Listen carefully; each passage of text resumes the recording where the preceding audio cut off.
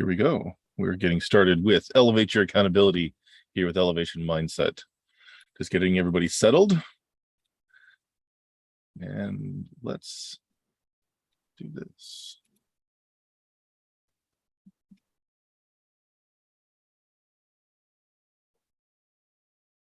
Okay. Welcome, guys. We'll get started in just a minute. Actually, 3, to be specific, 3 minutes.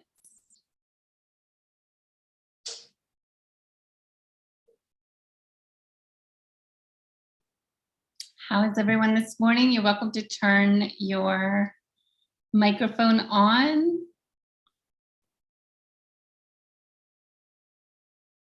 We'd love to see you.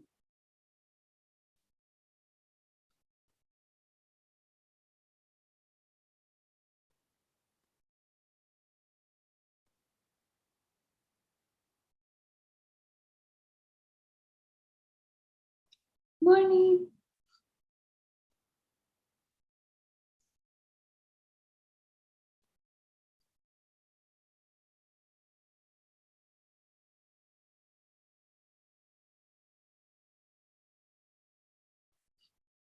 Thank you, everyone who is going to be watching this on the recorded session. We really appreciate you spending some time with us. We're going to be talking about accountability today. And we're just going to be starting in a couple of minutes. Wait for a few more people to show up. We've opened the doors a little bit early. Thank you, Nina, for joining us. Please drive safely. Good to see you.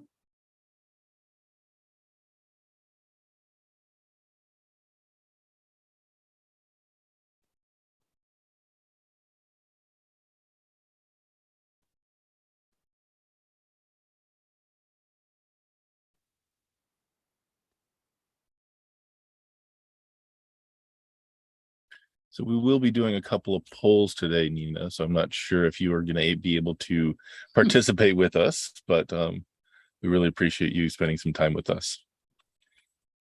We've got a little over 20 people who've already RSVP'd in one place or another to this event. I look forward to the conversation we're going to have with people.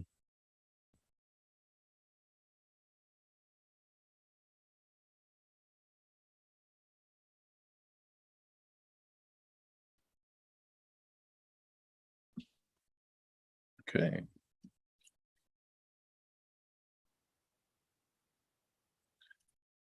And if we're going to be truly accountable, we're going to start at the top of the hour. It is now exactly 11 o'clock. We appreciate everyone coming here. My name is Michael Dancleffs of Elevate Your Best, and I'm joined by Suzanne Buchanan of Carrot Communications. Today, we are talking about accountability. And where we want to start is really talking about, what does accountability mean to you? Hello, Mickey. So nice to see you. It's been a long time. Great to see you. We're just getting started here. Today, we're talking about accountability and how we can elevate that. So we kind of want to kick off the conversation with a question and really look at, what does accountability really mean to you? So we're going to be doing a poll here. We have a few people who are going to be joining us. So let me actually get that poll ready here.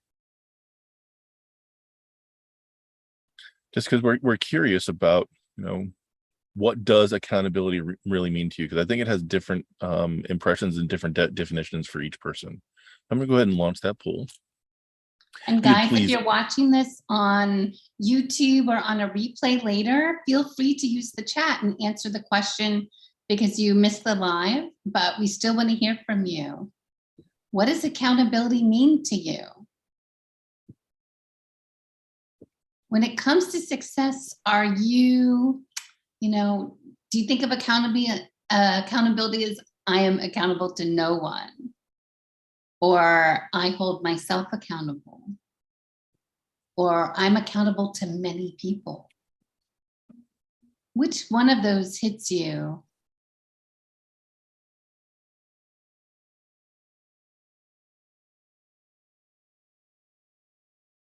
Yeah.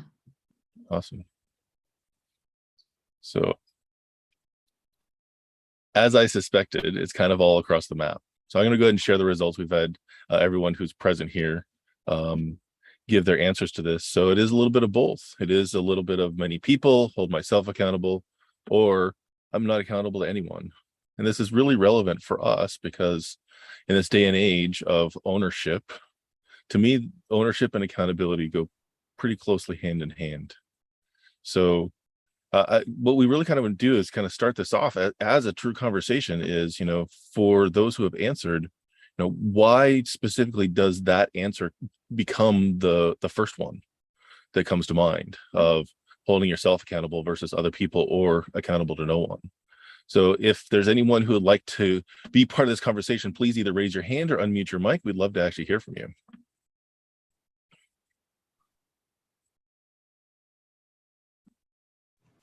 Go ahead, Sebastian. Thank you. Well, I think I'm accountable to many people, but I actually also wrote down that I'm accountable to no one, which is also like, yeah, unfortunately also the truth. Because I like sharing, but I feel like I also like to keep things for myself because I'm some ways maybe I might be scared. So yeah, I don't know. I feel like I have to really dig much deeper into that topic to understand what is the meaning of accountability. Got it. Thank you, Yeah, Sebastian. it's a hot subject, right? Like when we think of accountability, Sebastian, it brings up a lot of stuff.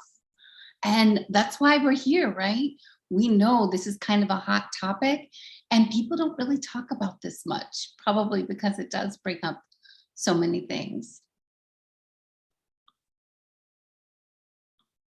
So Mickey, what about you? Hey there. So I have experience not being accountable to anyone, and that doesn't work, at least not for me. I feel like my answer was holding myself accountable, and I feel that in order to be the best version of me that I can be, I can't hold myself accountable to others until I hold myself accountable because I want to be a good role model. So that's what I was thinking when I answered that question. Thanks. Got it. Thank you very much for that. So as Suzanne kind of stated, this is kind of a hot ticket item right now. It is something that is being talked about. And it's why we wanted to dig into this and really kind of look at a couple of different perspectives around accountability, because there is some research out there, there's personal experiences, there's different ways of viewing what accountability is. And we feel like these things are now important to not just tell people what to do, but to actually have a dialogue about it, because there's so much out there right now about telling people how they should be. And I know a fair amount of the people that are going to be on this are in the LifeBook community. And in my mind, I agree with John in that there is no one right equation for everyone. So I agree with you, Mickey, is that you stated that to me in a way that resonates, is this is the way accountability works for me. I think that we all have a different approach. Sometimes it's internally, sometimes it's externally, sometimes it's none at all, or both. It's really a matter of finding the best way to leverage you to move towards your success. So that's why we wanted to kind of get this definition out in the front. Also, as all of you are on this journey, it's a journey of self-awareness. And as we move into this a little bit deeper, you'll see where you kind of sit when it comes to accountability. And you've already mentioned, I think, the two key kind of metrics, Mickey, was like one's kind of more external accountability, one is more internal. And we're going to dive into that a little bit more. We come from a place where there's no real judgment about where you sit in that realm. However, having the self-awareness to know where you're at is super important for you to really plan and gauge your steps moving forward. So we love that. So to introduce us and kind of why we're here and why we're doing this. So Suzanne and I, this I believe is it's our 19th version of this. So we came together about a year and a half ago in the middle of COVID and decided that there's some conversations that just were not being had. We wanted to have it as this open yet deep conversation. So it is a way for us to elevate our mindset around each of these topics. If it's beliefs, if it is accountability, if it is commitment, if it is grit, those are the things that we wanted to talk about. And from this place of empowerment, from this place of awareness, from this place of knowledge. And that's why we started the Elevation Mindset Summit. So we've been doing now monthly. And it was intended and has always been an opportunity for us to have these deep and intimate conversations. And hopefully you walk away with something you can apply in your life, and not necessarily these are the top 4 tips for you to be more accountable. But let's have this as a deeper, authentic, aware conversation. So I'm here because as a coach, I want to actually serve a bigger community. I want people to be aware of what's possible in their life, to be able to bring them a space where they can be heard and a space where they can learn. My name is Michael Danklos. I actually run a coaching business called Elevate Your Best. So needless to say, this summit is actually kind of right up my alley, where I really focus on preparation, commitment, accountability, and celebration. Suzanne? Yeah, sure. So Michael and I really put a lot of heart into planning out these conversations. Like you said, it's like the 19th conversation we're having, and they just get deeper and deeper, really diving into the heart of personal growth and development. And honestly, maybe some of the less sexy topics that people aren't really willing to go there and discuss. For me, this hits home. This is, part of my wheelhouse, because I've always worked in a capacity to bring out the potential of others. I have a background in mediation, in communication, in bringing people together for powerful dialogues. I'm a former United States Department of Justice mediator. I mediated racial conflict and tension, discrimination-based tension at the community level.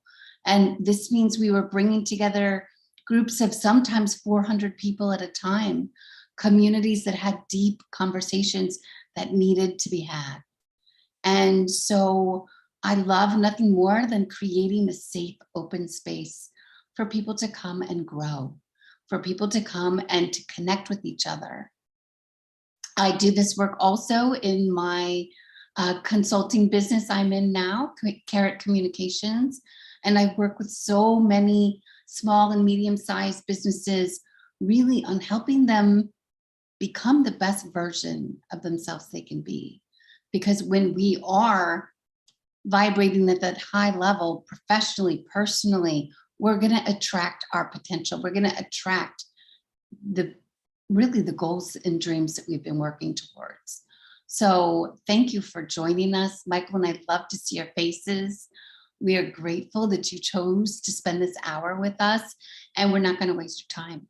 Like he said, we hate the talking heads that give you 5 steps to cure your life and send you off. And we do things a little bit differently. So that's, why we're here. But we really wanted to also say, why accountability? What is it about accountability that we know is important and makes us cringe, or that brings up those spaces that, like Sebastian said, we may want to keep to ourselves? And Mickey, you're totally right, because you brought it up, the internal versus external orientation we have, and we're going to go into that a little deeper. Michael, why is accountability important to you? I think the big reason for me why accountability even came up for this conversation, as well as really got rolled into my business, was I know whenever I am not holding myself accountable and not leveraging groups to hold me accountable, that I wander off on a path that I'm not moving forward. In fact, I find myself in much darker places when there isn't a connection there.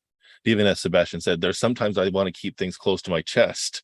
And that's, I know, is a sign for me that I need to be sharing this with someone, so that I have someone to bounce ideas off of, someone who can ask me and delve a little bit deeper on why I want to do those things. That to me is also part of this accountability piece, as well as it's about, for me, measuring your progress on something. If I'm going to do that personally in my own dashboard on a piece of paper or in my head, or if I can be doing that as a commitment to an outside group or team or person, it has allowed me to step up my game instead of just wandering off, and actually, to me, getting into that space of being lazy, the space of being holding myself back and allowing my barriers to stop me from moving forward. Whenever I'm really looking at, okay, I committed to be over there, I committed to have this experience. When I hold myself accountable, or someone else does, it helps me have more momentum to overcome the barriers and the challenges that I have. On that note, I'm with you 100%. And for me, the purpose of this conversation is simply because when I look at people, I see their gifts. That's, I would say, one gift I have is I can see people's potential. I can see it in their business, but I can see it in their lives. And I believe in people. I believe each one of us is here for a reason. I believe we have purpose. I believe in mission. And I believe each one of us has the potential to impact the world. So for me, accountability is that constant internal conversation I have of, are you honoring your gifts? Are you living to your potential? Are you sharing yourself with the world?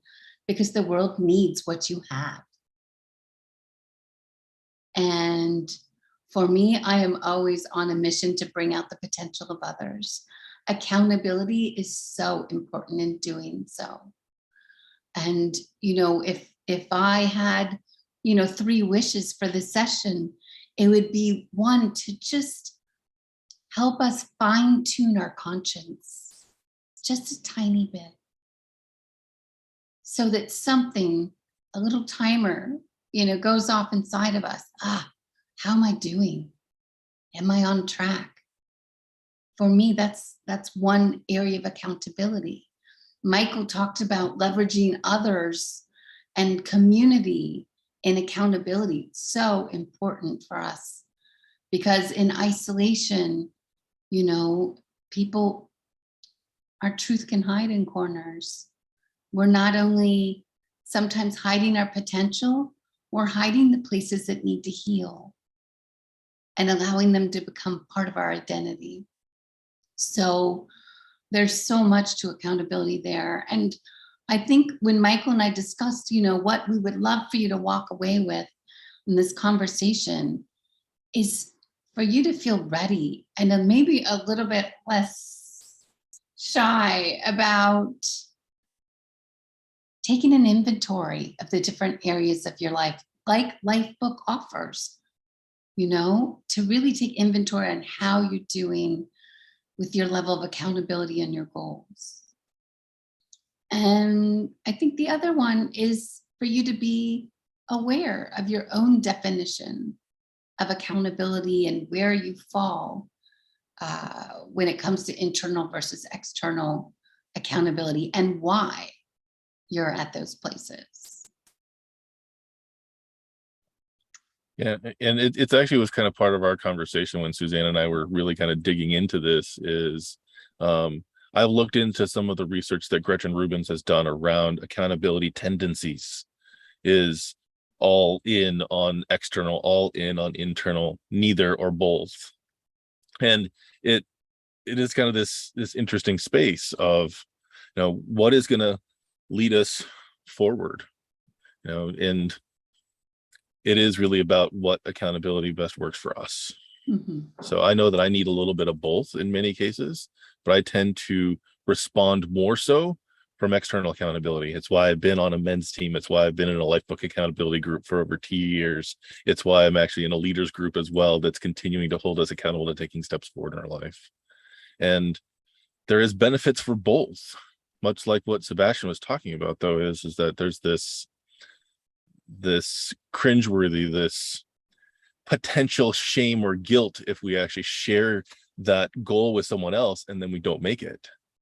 So there is certainly, you know, a important factor of being willing to do that. That makes us vulnerable, makes us feel vulnerable when we actually are sharing our goals with someone else, when we're sharing our challenges, when we're sharing our weaknesses or our failures, depending on how you want to define each of those things. So for me, that internal side of things is certainly that, you know, what I put in my mouth as far as food, I can only hold myself to that. Nobody's going to strap me down and feed me. What I do for my exercise and my routine is also, I need to hold myself accountable to that for sure. And getting my house in order. Cookie. Right. You put down the cookie. Put exactly. down the cookie. And from that space, though, it's also with that practice, it's why I'm able to leverage that into teams, into one-on-one accountability, because I am practicing this on a regular basis. But there is a weakness too, because when accountability is done from this harsh place, when it's done from this judgmental place, it makes us hold back and makes us not want to share that with ourselves, even let alone with other people. Because if I set this goal of, I'm going to make this by the end of the year, I'm going to make this by the end of the month, the end of the week, and I don't think I can do it, am I going to judge myself for it? Is there going to be a consequence? Is there going to be a regret around it? And how do you then lean into that and find when setting that space can actually leverage us to move forward? So Mickey, did you have something around that? Hi, Michael. Yes, I do. In fact, actually, I wrote this down as you were talking. Realistic goals. So setting ourselves up for failure, or setting ourselves up for success as opposed to setting ourselves up for failure. And I'm not sure if that's anything that anyone else, or if that is something that anyone else struggles with, but I was hoping that maybe we could address that today, because sometimes I wonder if I don't set the bar too high and I don't, you know, my goals aren't realistic. So I'm having trouble kind of discerning, you know, where that definitive line is. Thanks. Absolutely. So for me, yes, that being a realistic goal for many is important. I don't think that every one of my goals should be a realistic, because that's me playing in my comfort zone. Because what is realistic in this moment may be different tomorrow, maybe different a week from now. So it's kind of this big difference between, at least to me, my vision versus my strategy. My vision is where I want to go, without any kind of judgment on how I'm going to get there. And in many ways, it isn't so much whether I can do it. Sometimes it's about how long it's going to take me to get there. But that's one of the reasons why we're really talking about elevation mindset, because our mindset of always downplaying of, I won't be able to make that goal. Is it realistic enough? Maybe not right now. And maybe it is building up the muscle of whatever that is, of holding yourself accountable to it, of taking the one step that's going to get you there, and then leveraging the compound effect that comes from that, because each success gains momentum. That's the power to me of accountability, though, is that it actually reinforces the momentum as we make each one of those little steps. And sometimes, I know I've been in this space too, where it's like, okay, all my goals, I haven't met anything. I failed at my goals for the last year. Let's reset, restart, and let's do 10-pound weights. Let's do even, I was talking to Suzanne before we started here about going for a walk. We used to do a 3.2-mile walk every morning. And when we restarted this after COVID, it's like, we don't need to actually start with that being the goal. Let's start with a mile. Let's start with half a mile and then build up to that. My goal still is to get to that 5K distance, But how do we then break that down into smaller pieces so that the realistic goal is the next one step, but still maintain this longer vision of what we want to do? And that's, to me, why vision versus strategy is such a balancing act there for that. And accountability plays the journey to get there. Yeah, I also think, you know, to bring up the F word, the other F word, failure. I really think that we place such a heavy burden on that word of not meeting our goals. And that F word, I think, carries such a connotation that it can really, if we allow it, it can really shift our energy to feeling defeated. And Michael and I we're great compliments to each other. I tend to be fire. He's like the blue ocean. And I love unrealistic goals. I mean, I love ambitious, unrealistic goals. However, I don't like, I do like to be based in reality. Like I said, I believe in people's potential.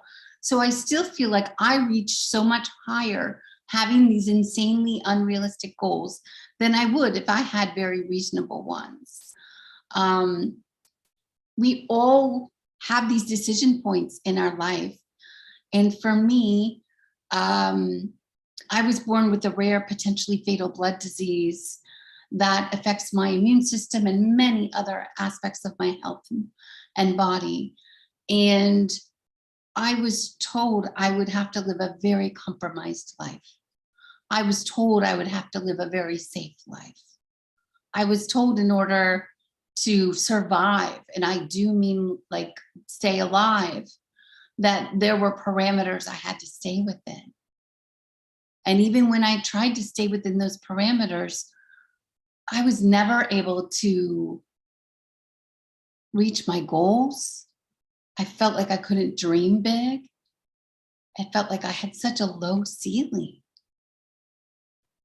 And I think we all have these moments in our life, these decision points, where we can choose the type of person we want to be. And I would never, ever want any of us to underestimate our potential. The world will tell us to stop dreaming, to stop being unrealistic. Children are told to get your head out of the clouds. Oh, guys, we kill others' dreams, we kill our own dreams. I love being unreasonable. As far as not reaching them, I still believe we achieve so much more by having those big goals and the power of faith to believe than we do in any other capacity. So I do think we need wins. We do need that, that oxytocin that comes from that ding, that win and small achievement. So breaking them down into those bite-sized pieces, like Michael is great with the strategy and the pathway to get there. So I think that is true, but I have failed many times in my life. And, in the entrepreneurial space, they say there is no failure, there's just learning. What is it, Edison with his 100 or 1,000 times to create light, and he just said he found out so many ways not to do it. So, but that's the unreasonable redhead speaking. So Sebastian, did you have something to add to this? yeah, please.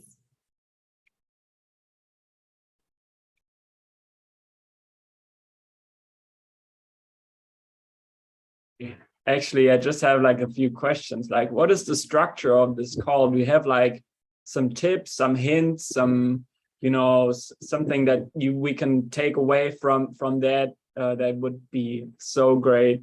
Because I'm looking for maybe, I'm not sure about this accountability group, because you're right. It's like something that makes you vulnerable because you're sharing something about your vision, which is your vision. And you need somebody who's like trusting in you and who's supporting you and giving you like advice. And so what does accountability exactly look like?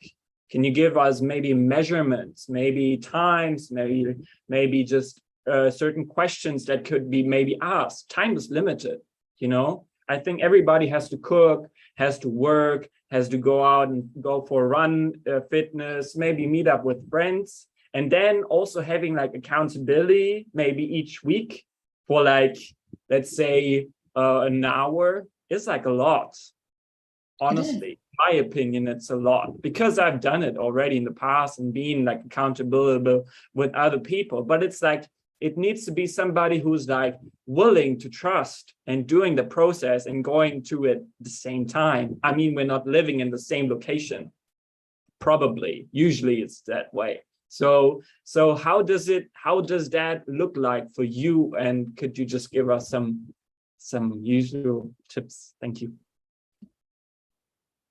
So we will certainly be talking about tools and structures for accountability for sure as we kind of move along. We did have a couple of questions, so there is some structure here we're going through and kind of talking about kind of why we're going here first, and then we'll be going into examples of what that looks like. Both Suzanne and I have different experiences in that, and we'll be sharing those along the way. So thank you for kind of bringing that up, is that it does seem like it does take a lot of time. I want to address that piece first. I think is that as you were talking about this, I pictured a cartoon in my head, and it's a person who's on a hillside talking to some people who are on horseback with bow and arrow, and he's standing there with a machine gun, and they're like, no, we don't have time to learn how to use this newfangled technology. We're going to go and attack our enemies with the bow and arrow. And it's like, how much is this idea of not enough time impacting us when it can actually speed us up? Because now we're focusing on the things that are the most important.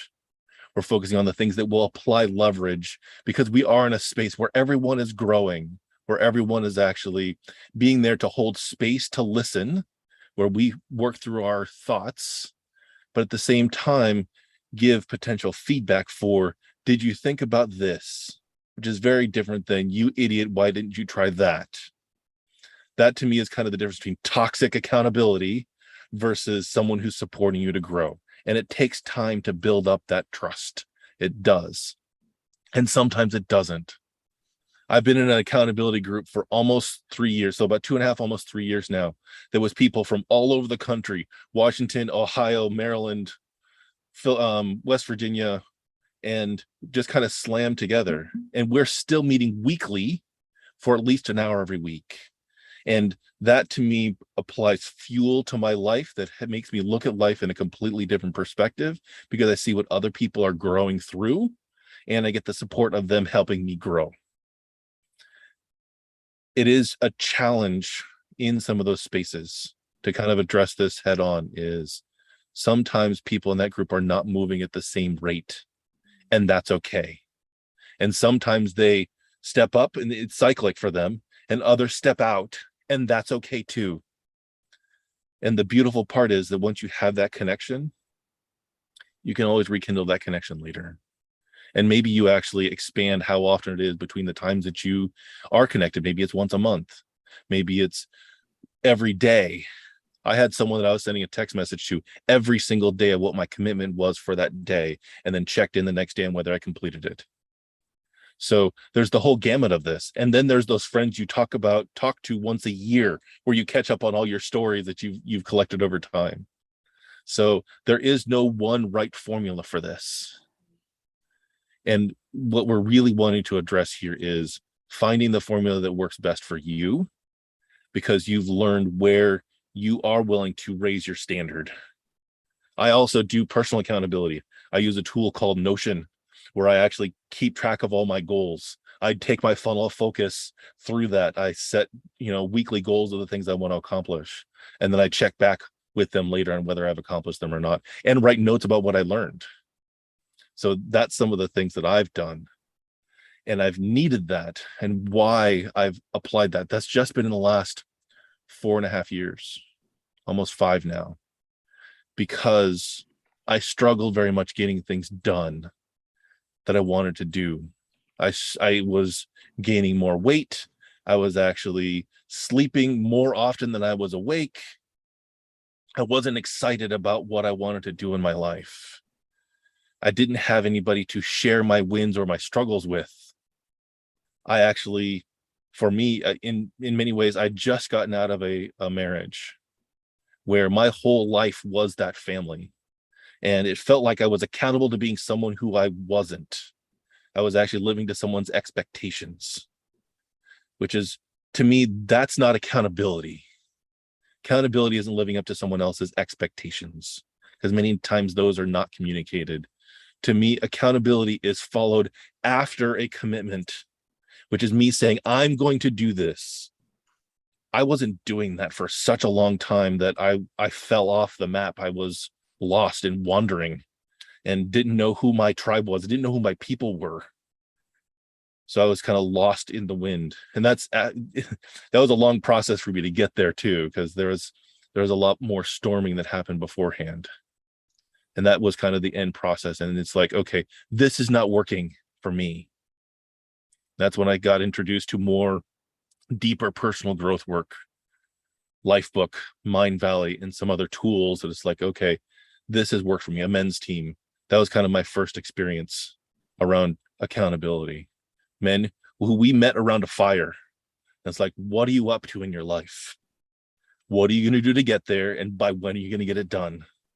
And then check in the following week, standing around a fire and say, so how did that work?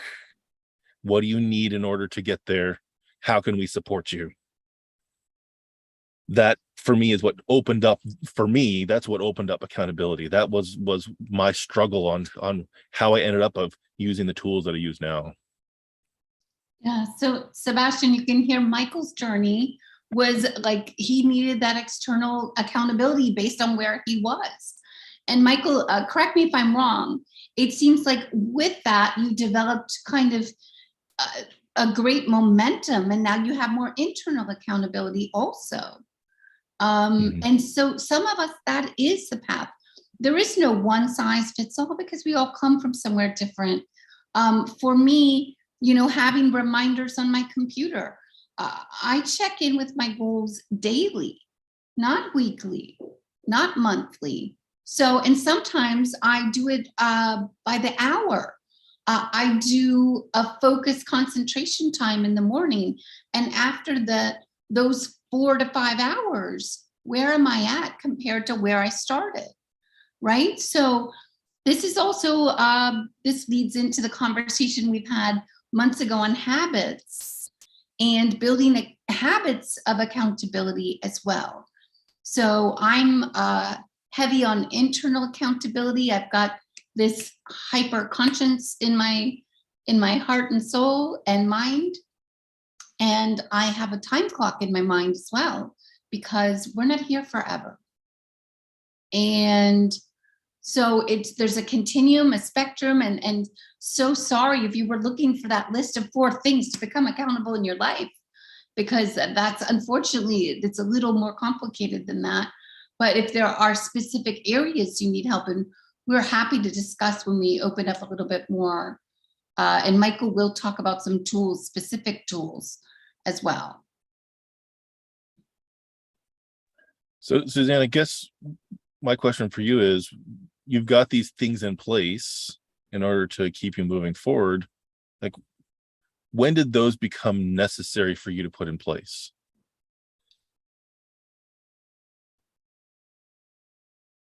I think for me, because of my health issues, I have like a running clock in my head. And as somebody with, serious health issues, I know better than most, tomorrow is not promised.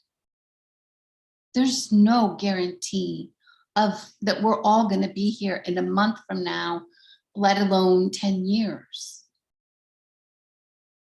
So I believe our time is now.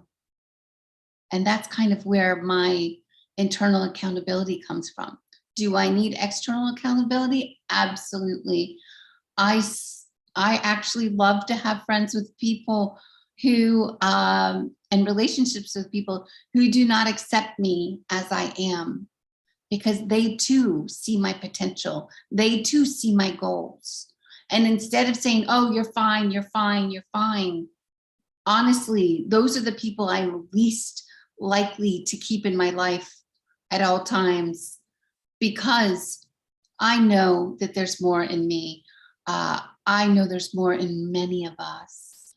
And it's important to have people who have that vision for our life as well. And I encourage you to seek out those people who do not accept you for who you are at this moment, because they know what you can be. I had a conversation yesterday with a beautiful best friend, a BFF for sure. And she said, I can't wait for you to get to that next point. I'm rooting for you, but you're not there. Ooh. And some of us, you know, we're not that secure that we feel very hurt when that happens, but actually I love that. I believe in my potential. I believe in your potential. And I think having those people in our lives to challenge us to reach that next level is important. Michael's found it in different structures. I find it in some close relationships, but we're tight people that our primary connection point is our belief in people, but also our drive for personal growth and development. So it's so important to have those people in your life. And I'm grateful also for Michael, because we are, you know, we counter each other, we balance each other, and but we show up. We show up no matter what. And so that's been a blessing as well. So Michael, I'm grateful for you too. Absolutely. And it really is that person who's willing to cheer you on when you're heading in the direction you want to go, and at the same time are willing to smack you across the face, turn you around, and push you in the direction you said you wanted to go as well, and not hold back. It was one of the biggest defeaters, the biggest failures of some of the teams that I was on, when people weren't willing to go there, when they weren't willing to say, you really screwed that up. What are you going to do to fix it? Yes. And sometimes you have to be, and it's not a matter of saying you're bad. It's that the choices you made didn't go where you wanted to go. So what do you do about it? And it is that, like I said, for me, accountability and ownership have this, they play off of each other for sure. They definitely play off of each other. So it looks like we have a couple of people who've raised their hand here as well. So Ramona, did you have something for us? Hi, Michael. Good seeing you again, and Suzanne. Hi. I'm dressed for the beach today, so I'm not showing you what I look like. But listen, this is it's something that you said, Michael, that I was really impressed with just now. You said that there was a time when you had someone hold you accountable every single day for something. And first of all, I want to congratulate you for acknowledging that you had that need and asking for it and asking for help. But the other thing is, I wanted to ask you, because Suzanne mentioned something about having tools.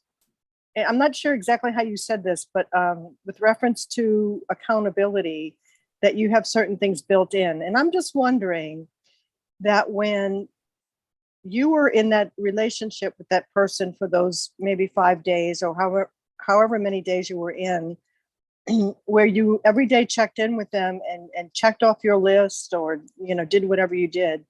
I want to know what that did for your self-esteem and your ability to be able to hold yourself accountable, you know, in the future. How else did that affect you other than, you know, making sure you got things done? That's a great question. Michael, go for it.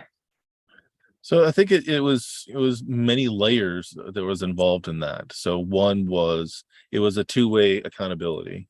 So learning more about what that person was up to and them knowing what I was up to certainly was deepened the relationship. It was also setting, it was sometimes just the act of setting the intention of what I was doing for the day that was necessary, regardless of whether I shared it with someone. But I had a trigger a time when that actually needed to be completed. So that certainly built more personal accountability for me of, let's set your intention every day. So now this wasn't just a 5-day thing. This was about 2 years that we did this. So this was definitely a deep commitment for me of what we did together to help move each other forward, because we were both invested in each of us living the best life possible. So it certainly built more discipline around that, and it allowed me to learn. I think probably one of the biggest things is that it started off, these are the 15 things I'm going to do, and then it became the 5 things I'm going to do, and then it became the 1 thing I'm going to get done today for sure, because it's part of that accountability is, yes, I got this done, yes, this is what I learned about, but there is some of that of kind of what Mickey was referring to earlier of, what's the realistic goal that I can get done in the next 24 hours? You know, I'm not going to write a book in 24 hours, but I can say I'm going to write a page or 5 pages, you know. So it was about right sizing what those daily commitments were. And that very much was a lesson for me is figuring out what that is, because as Sebastian mentioned earlier as well, is we have all this other stuff we want to do. There's all these other sacred choices, these habits, these disciplines that help move us forward. But that's only half of the equation. Is we need to keep the rhythm section. I think of the bagpipe as an example for this. I'm not sure if anyone listens to the bagpipes, but you have this drone that goes on, but then there's the melody. And I think we need both. We have the rhythm of our disciplines, those things that have to happen every single day. Take our medications, do exercise, drink water, eat proper foods, meditate, read, whatever those things are. And then there's these project things, these things that are not just a one and done. It's a longer term setup that you want to do, that is that bigger vision for your life, that we are actually using tools like the funnel of focus, where we're actually making steps toward that isn't the same thing every day. It is actually the incremental progress we're going to make over time. And I think that working with this person on a daily basis helped me right size those chunks and be able to see them through by the end of the day.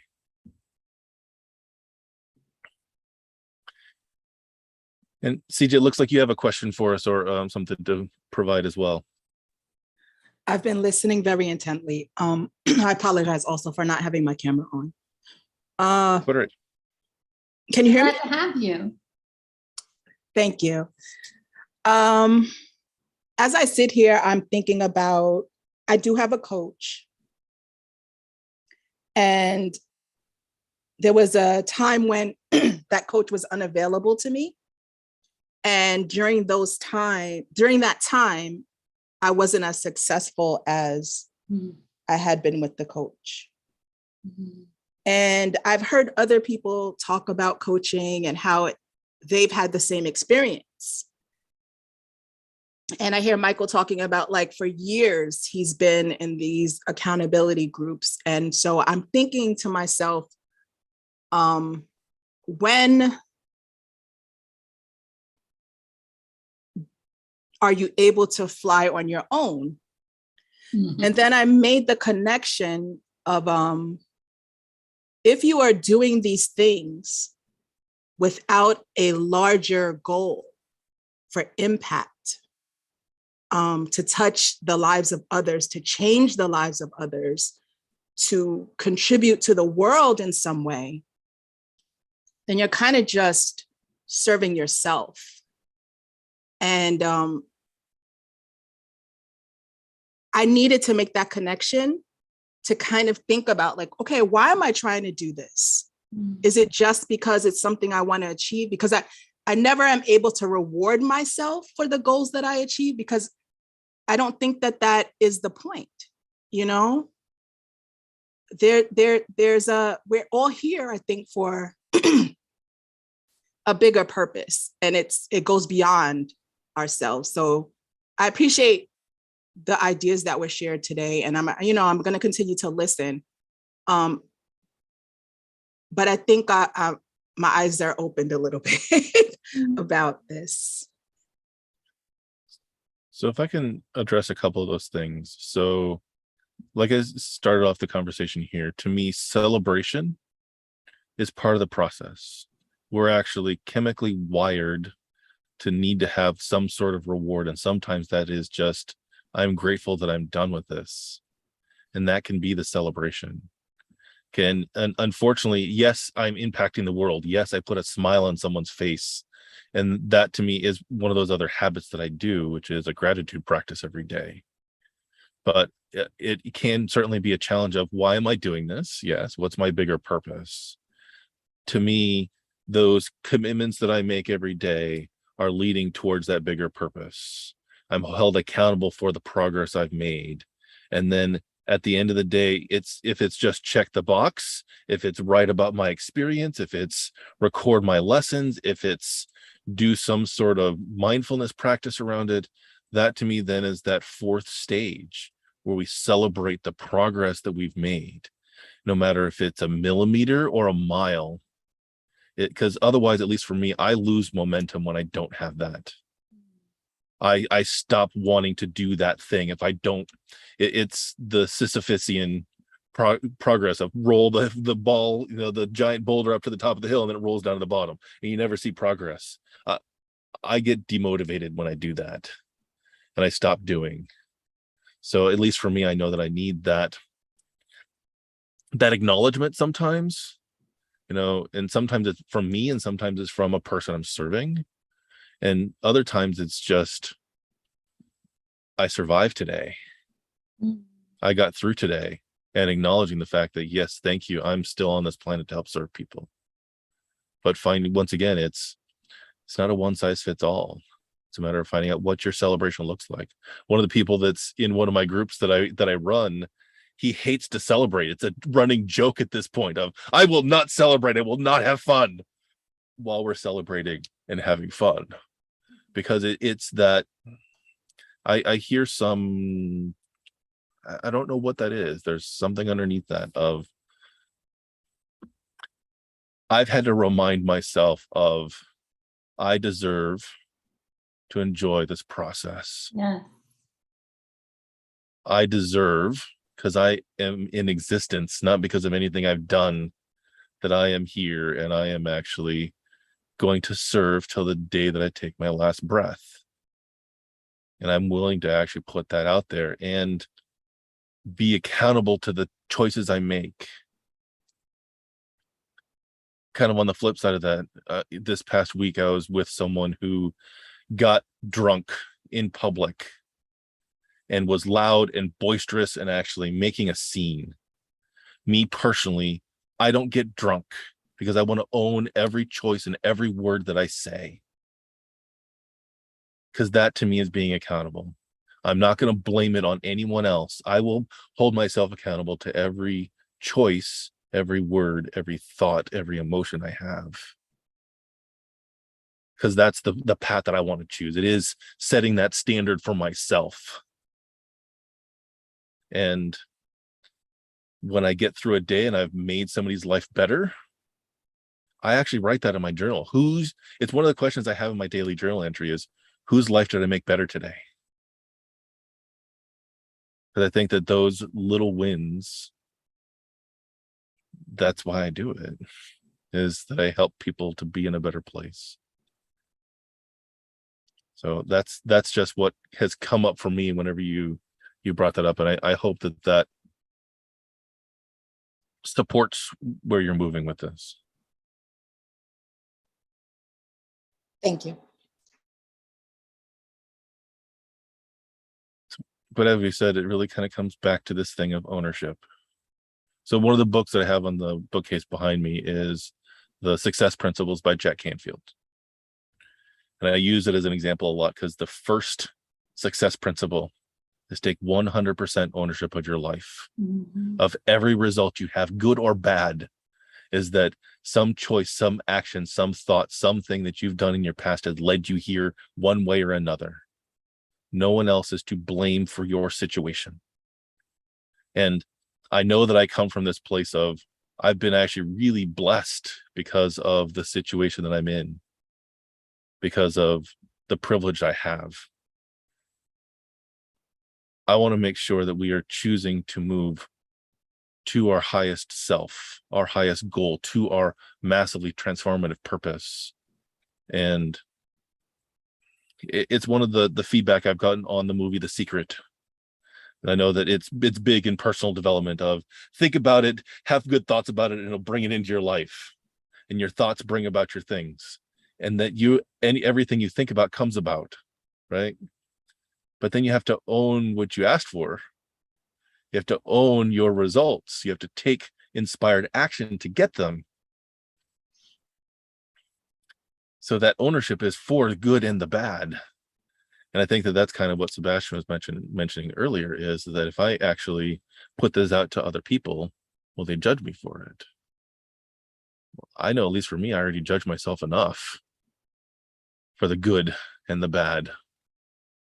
So how can anyone else judge me any better or worse than I already do for myself? And that is that internal accountability. So when you ask kind of, when Ramona asked, what did that build me? It was building that muscle, is owning the successes, the failures, the learning processes, the ability to learn and move forward.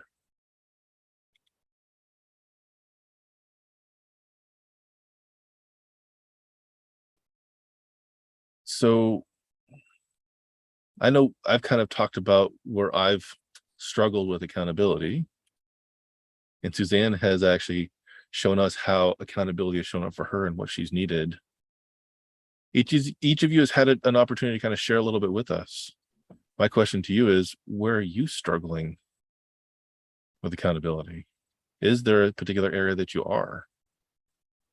And if you have an opportunity, guess what? I've got another poll that I'm going to put out, because I'm curious for you on where are you struggling with accountability? So I think each of us, we have the areas that we have strengths in. We have these areas that we do fantastic in, and places that we struggle. So please take a little bit of time, and actually, this is a multiple guess question. You can actually choose more than one. Is where are you struggling right now? And it's not on this list. I'd love to have you come and tell us, where is it that you're struggling?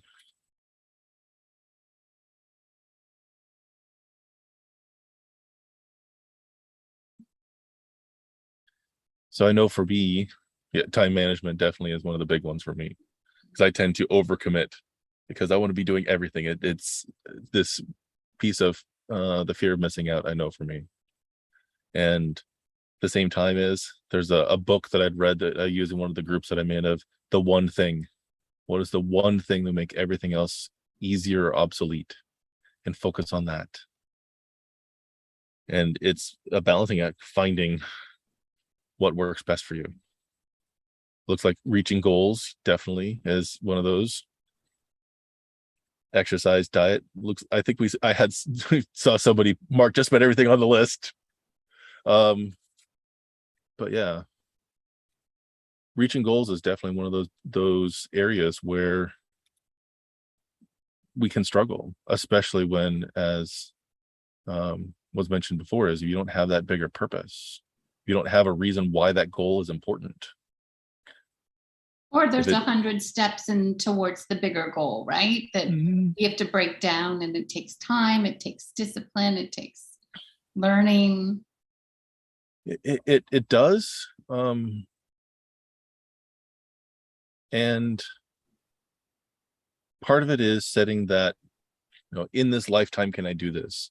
Can I read 10,000 books in my lifetime? Is offset by am I willing to do the work that it takes in order to read 10,000 books in my lifetime? So there is some of that. But it's why we have an overriding goal. That's why, things like the one thing come up. That's why we'll be talking a little bit here about 40X, about focus on the wildly important. And it's that idea of, so many of us use priority. I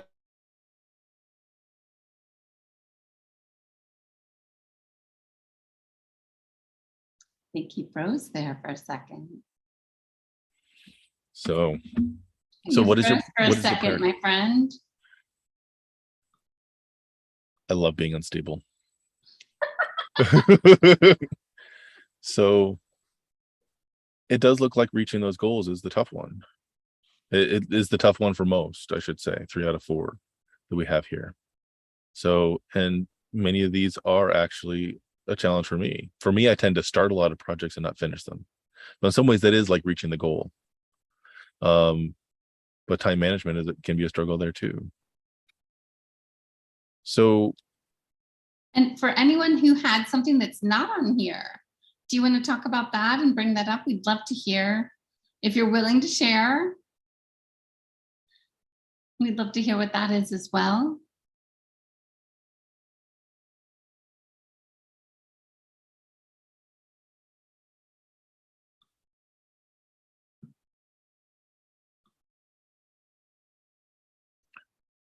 okay. All right.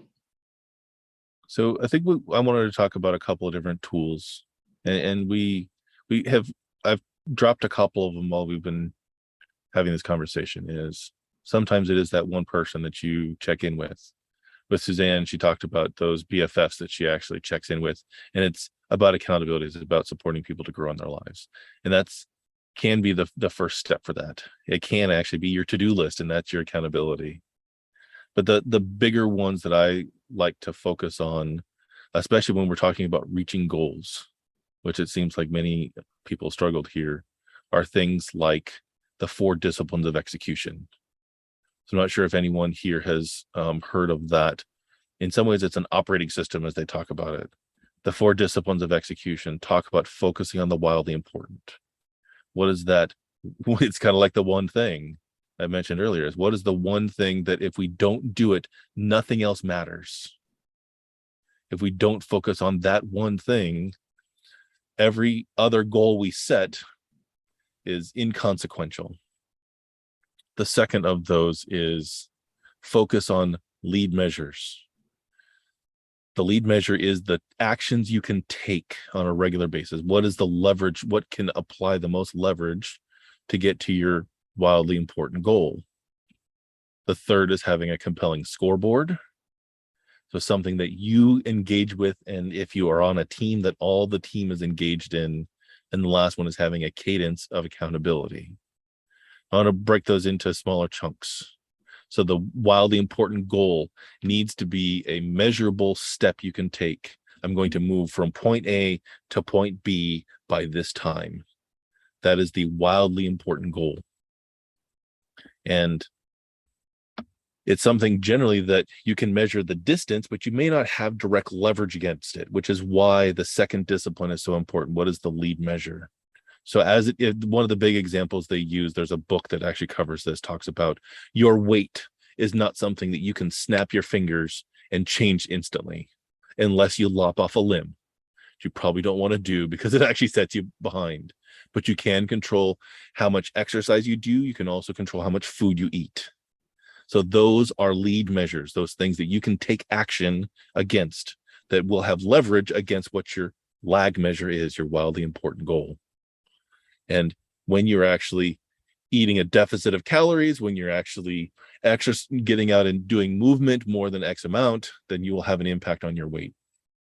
The next is a scoreboard, something that you see on a regular basis. Some of the examples is when you go into a factory, you see no injuries in the last 12 days. You're like, great, 12 days. Why isn't it 365?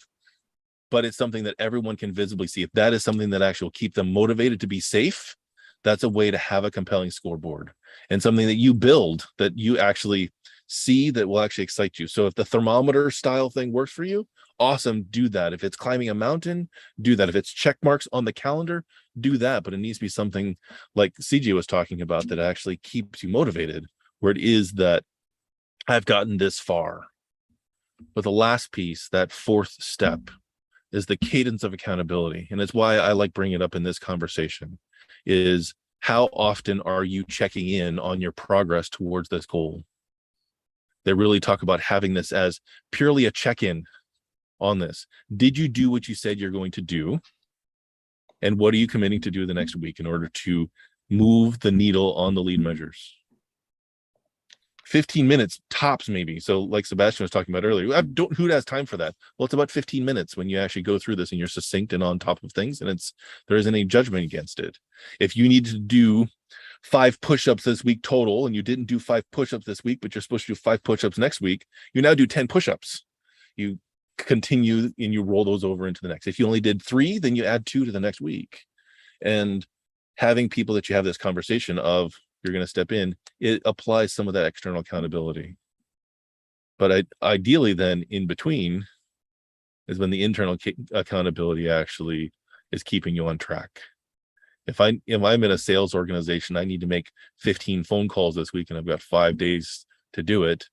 If I break it up in 3 each day, I can actually use that internal accountability to keep me moving forward. Or I can be a procrastinator and avoider and do it all on Friday on the last day and get all 15 calls done. Does it still get done? Awesome. There isn't judgment on when it gets done during the time frame. It's when we've checked in, have you crossed the finish line? So that is one way that works on the business side really well, and many times can be applied into personal goals as well. That first step, focusing on the wildly important, is where you get people fired up. It is that overriding goal in LifeBook. It's that one thing that you, like, this is your purpose to accomplish in the next X period of time. So that it is something that you are already enrolled in, you're already inspired, and you're already moving, you are already wanting to move forward into it. And guys, these are straight from the book, The 4 Disciplines of Execution. So if you're looking for a reference point, where to find and read up on this. Mm-hmm.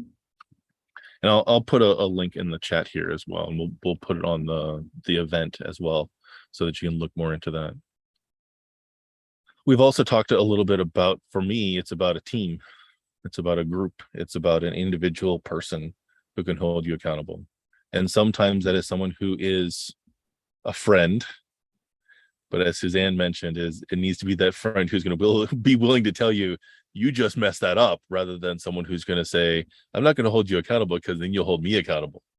On a men's team, that's called a gentleman's agreement, and it is a killer of teams, the killer of relationships. It needs to be from this place of not judgment, not you're bad because, but this is where you're headed, and you took a left over here and you crashed over something. This was the impact that you made because this is the choice you took. And it may not work the first time. It may not work the second time of finding the right chemistry of people. And for me, it started with a men's team. It continued into LifeBook. And in another quest that I did on Mind Valley was also an accountability group there. And some of those have ended because they didn't serve anymore. Some people on those thing, Michael, if we can, to talk about, not just exploring and finding what works best for you, but it's okay to outgrow. And as you progress, your needs will change. And, so it's okay if that looks different at different stages. Absolutely. Sometimes you head in different directions than that career that you started with. And that's okay too. And sometimes you need fresh insight, and you can bring new people into that as well. And that can also apply more fuel and more fire to move things forward. There's another tool that I've used as well that was mostly common used in the men's team. It's actually as much for personal growth as it is for events or things that you're going to do in your life. It's something called a CPR most often: context, purpose, results. There's generally an A on that as well. It's an action plan.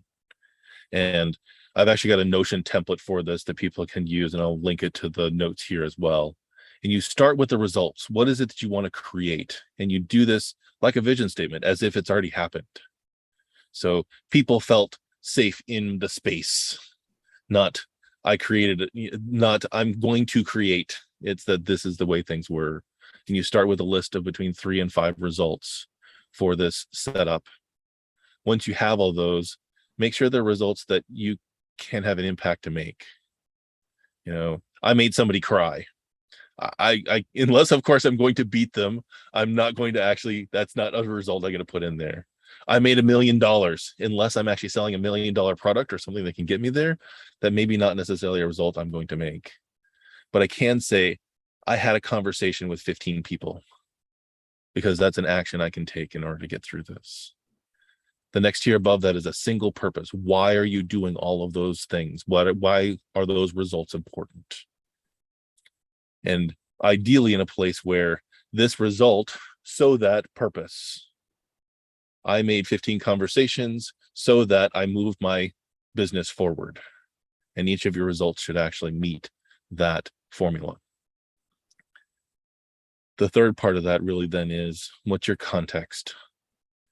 What's the space you're going to hold? What's the emotional space you're going to keep while you're creating the results that'll keep you coming back to knowing why you're doing this? If it is a conversation with someone, if it is having a meeting, if it is running an event, if it's for doing a bike ride, maybe starting on a project, writing software, writing a book, what is that? In fact, every single meeting we did with the men's team had a CPRA attached to it. And once you kind of have that framework built is when you then decide what actions you take. You don't start with the actions first. You start with the results you want to create. And each result should be attached to an action, because if you aren't taking an action to create the result, it's not going to get created. But one reason why I like this particular construct, this particular tool, is I just told you about the middle part. First, you start with doing your research, and afterwards you end with doing a review of whether you met your results or not. We're coming back to accountability, because just because you had the goal, unless you've gone back and reviewed whether you accomplished it or not, whether you gained the lessons and the movement that you were looking to attain, it's just going through the motions. So I'm curious, for who's still here, what tools have worked for you to keep you accountable? What tools have you incorporated into your life that have allowed you to take that next step forward? Is there one?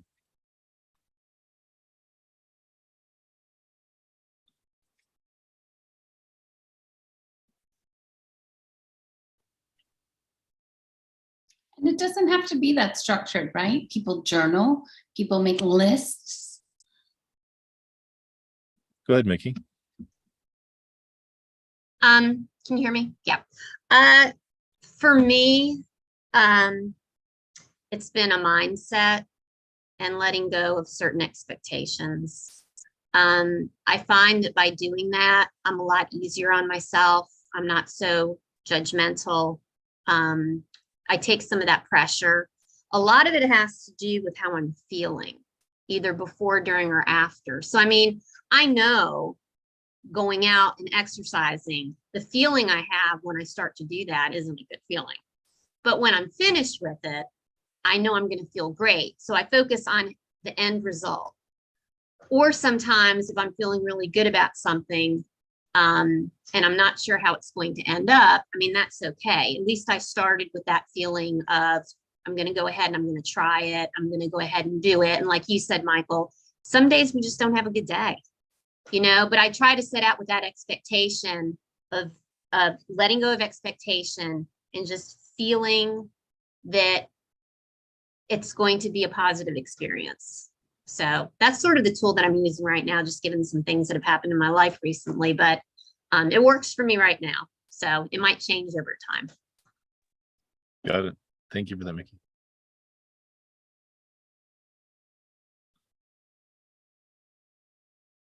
Anyone else? What works for you? And what isn't working for you? What have you tried and you're like, to hell with this, it's not working for me. I need something new. These crazy people, Michael and Suzanne, are going to talk about accountability. I'm going to show up.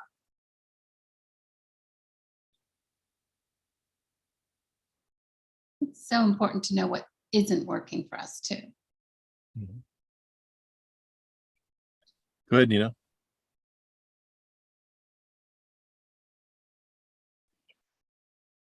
Is the sound on now?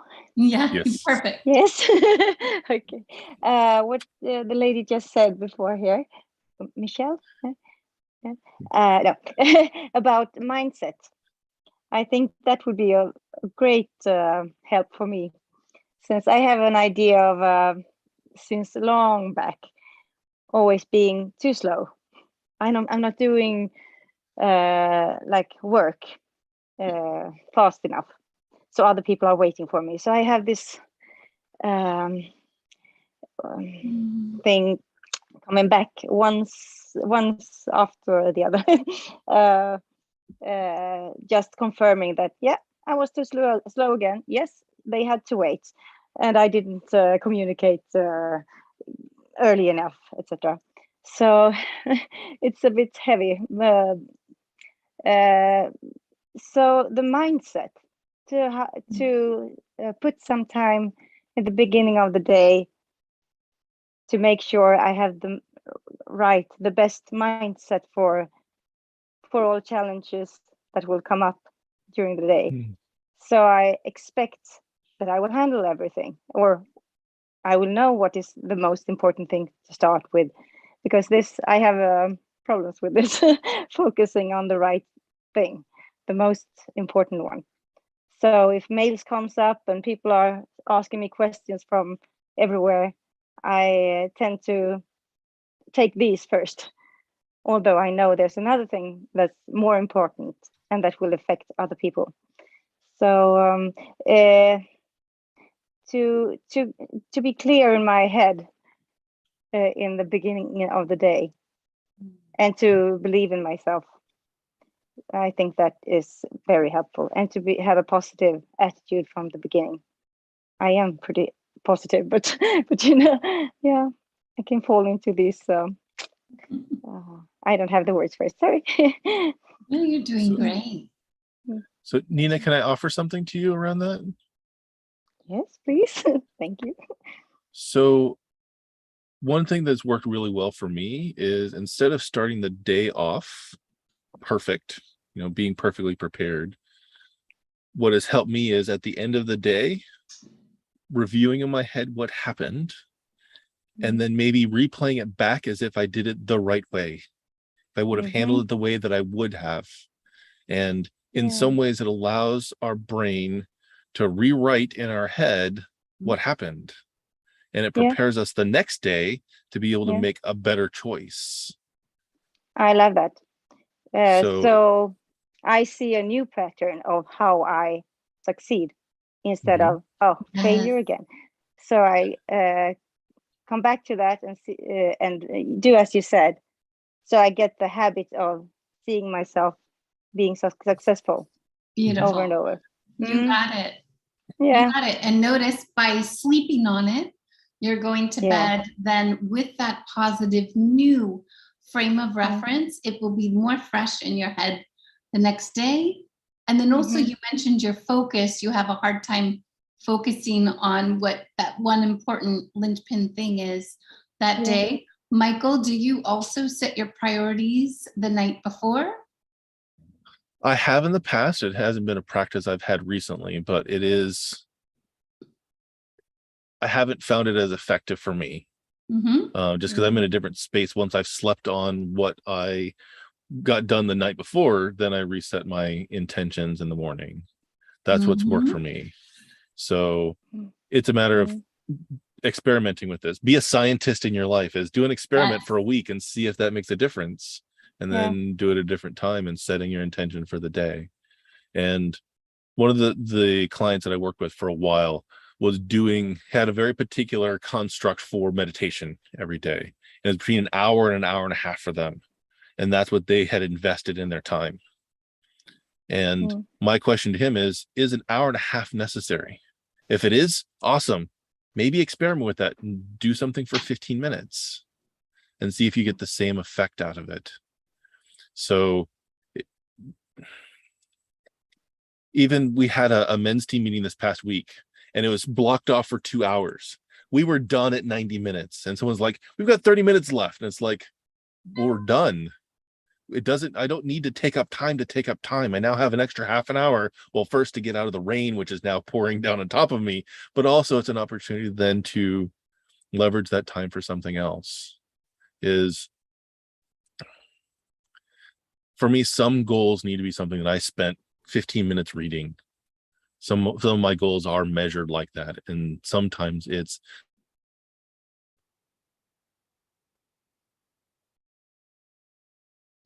The suspense.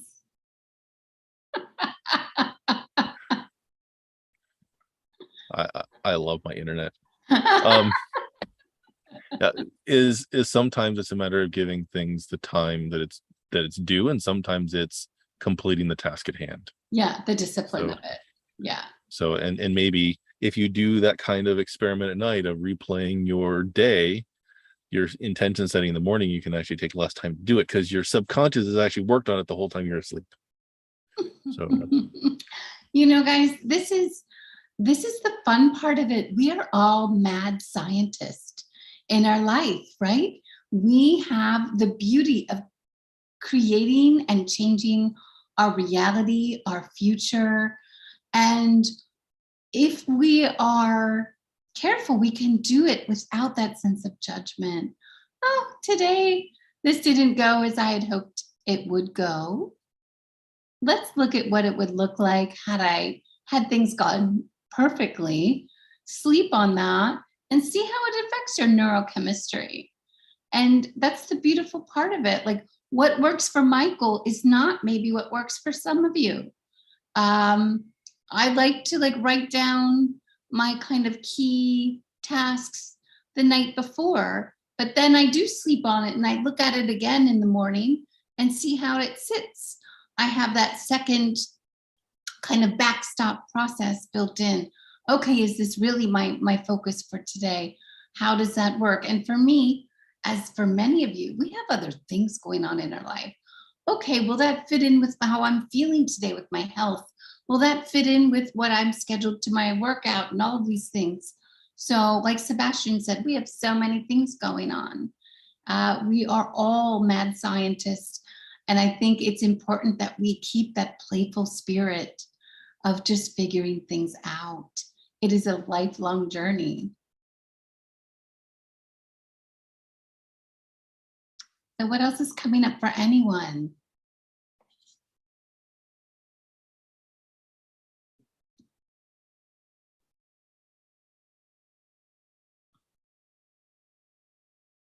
so I love this idea of experimentation because it's all practice. Life is all about practice, and to me, it's why elevate is kind of this key word that we do is that I practice today for what I'm going to do tomorrow. I practice gratitude today so I'm better prepared for tomorrow. And what we practice as our habits becomes our rituals, become our beliefs. So we get this opportunity to actually practice where we want to go. And sometimes it's through visualization. Can be our practice. Sometimes it's out and doing it in person. And sometimes it's in the interactions we have with other people. And it's all practice. Michael says practice makes progress, and I can't stand it. Because I'm that type A person. I'm like, it has to be perfect, right? So we all want that. But I see it and I know it. And that's why we all show up. We show up with these goals. We show up and we, quite frankly, for those of you who have big goals, you dare to dream.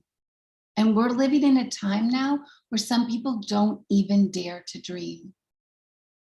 So I am always grateful for my dreamers, for my people with high goals, for the people who don't give up, don't give in, who show up consistently, who are accountable to the gifts in their life and to wanting to make the most of our time here. This is why we show up, and this is why we get so excited every time we see your faces, every time that you join us every month. You know, and as you've seen today, this conversation on accountability for those of you who haven't been with us for the whole time, we're bringing up every other conversation we've had. Accountability brings up habits. Accountability goes back to discipline. Accountability goes back to so many other things Michael and I speak about. Once a month, we show up and we go deep when it comes to personal growth and development, and we love to have you here.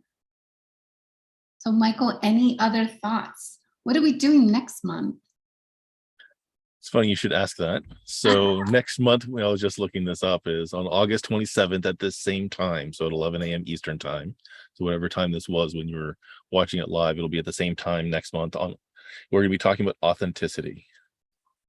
And it's another one of these buzzwords that goes around. And we really want to, dig into, it's not, authenticity is not just going through the motions.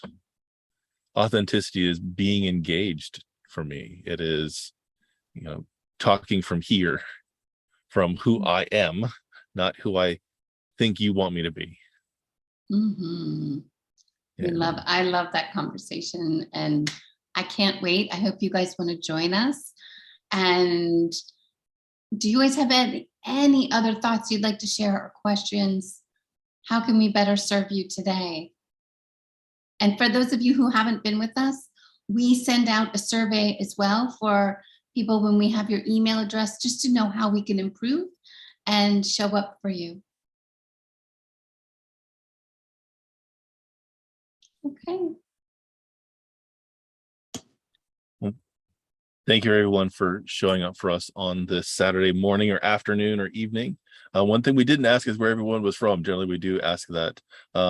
I believe that Mickey's are you in Florida still? Mm-hmm. Yeah. And then Nina, where are you located at? Stockholm, Sweden. Okay, Awesome. got it. Beautiful. Gotcha. Excellent. And Tina, where are you at these days?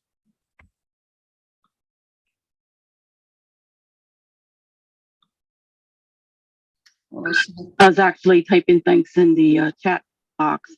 Delaware. Okay, you're in Delaware. Okay, gotcha. Just down the coast from me. Awesome. Well, thank you again very much. Like we said, we'll be having another conversation the end of next month around authenticity. We hope you have a fantastic rest of your week and elevate your life one step at a time. We appreciate you. Thank you. Take Thank care, you, guys. Michael. Thank you, Okay. Suzanne. Of Bye. course. Thanks.